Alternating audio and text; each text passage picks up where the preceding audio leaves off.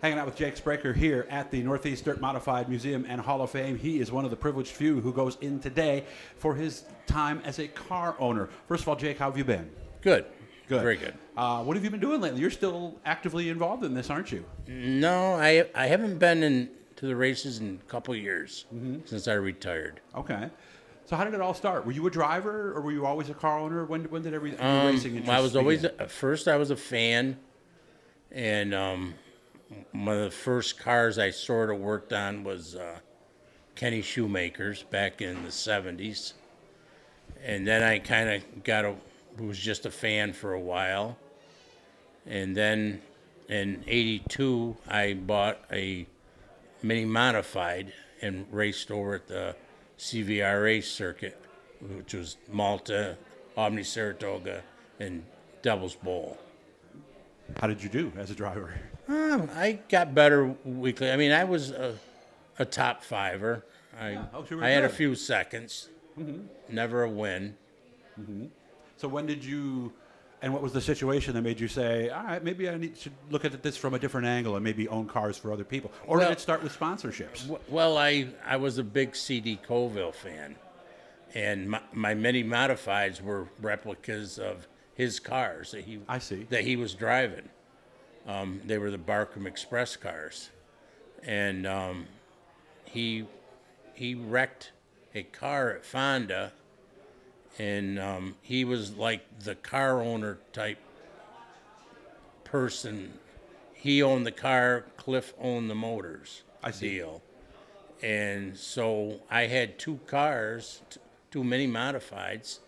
So I took one and we raffled it off to give him money to put the car together, the Troyer car that he had back together. I see. And then in the meantime, a guy from a Fonda Regular had a Troyer car race ready, Bob Sidley, and Otto's dad, yeah. And I bought that, and we went racing. Did it continue pretty much straight through at that point? Did you continue to be hooked up with CD in that way? Well, we raced.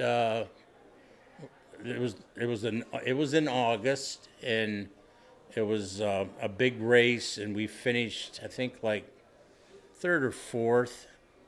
We had problems with the motor shutting off, starving for gas, and then we went to a couple of Run What You Brung shows at Malta. We led right to the last lap on one of them, and Billy Pouch got him coming out of 4 and won the race. Got a lot of people, didn't he? Yeah. And then we raced a few other races. Then we had engine issues, and I bought another engine, and we went to Fonda's 200, and we led probably 3/4 of that race. And we come in to get tires and stuff, and the tires we put on had way too much air in them. We were trying to size them up, and the guy forgot to let the air out.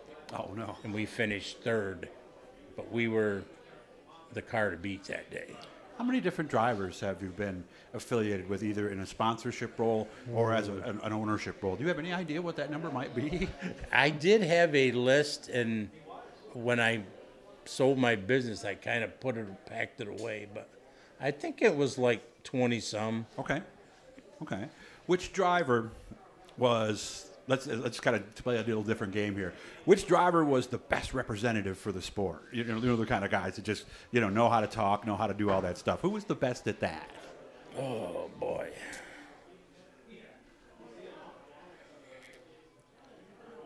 I stumped you, didn't I? Yeah, I'm not sure what you're looking at. Well, the guy who was the smoothest. There's some guys like Brett Hearn, for example, who's a corporate guy. He knows how to say the right things. He knows how to schmooze people. Did you have somebody like that drove for you for a while? I don't know. I always said CD was like a schmoozer, because he would come up and talk to everybody. Okay. You know, That's the definition. And then, yeah. and if you're not a famous person and you got a famous race car driver talking to you, oh my God, Yeah, that's CD huge. Coville talked to me. Oh, That's okay. how it happened with me. I just liked it. He You could know, make you comfortable yeah, right away, and right? Okay. Whammo, he's my favorite. You know, How big of a factor was that then, and how much more of a factor is it now? And not just necessarily for driving for you, but just racing in general. Is that a bigger factor than it's ever been before in your mind? I don't know. Or do results matter? Results, Yeah. yes, results for me did. So that's number one. Yeah, Okay. because I never had any big sponsors that all come out of my pocket, which is the way it, it was. A big sponsor to me was $1,000. And towards the end, it wasn't even worth taking. Yeah, pretty much. Okay. So what does this mean to you today to go into the Northeast Dirt Modified Hall of Fame? Well, being from down Capital District way, I never thought maybe I would ever, in a Fonda person, say. I mean, that's basically my home track, or it was, But, I did do quite a bit of racing out west here. I mean, with all different drivers. I mean, So it's a surprise. yeah, Basically, that you're in, huh? and I'm happy about it.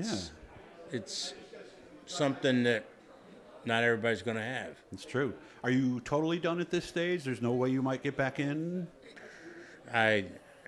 They'd have to do a lot of different things. Okay. So, well, hey, I'm so super happy for you for this award. I hope you have a lot of fun today. I'm sure it's nice seeing everybody here. So, Yeah. Jake, thank you for your time. I really appreciate it. Guys, make sure to subscribe, turn on the notifications. Please leave a comment if you have a story about Jake from back in the day that you'd like to show. Keep in mind, I okay the comments first. So, Jake, seriously, I'm very, very happy for you, and I hope you enjoy the day here in Weedsport. Thank you.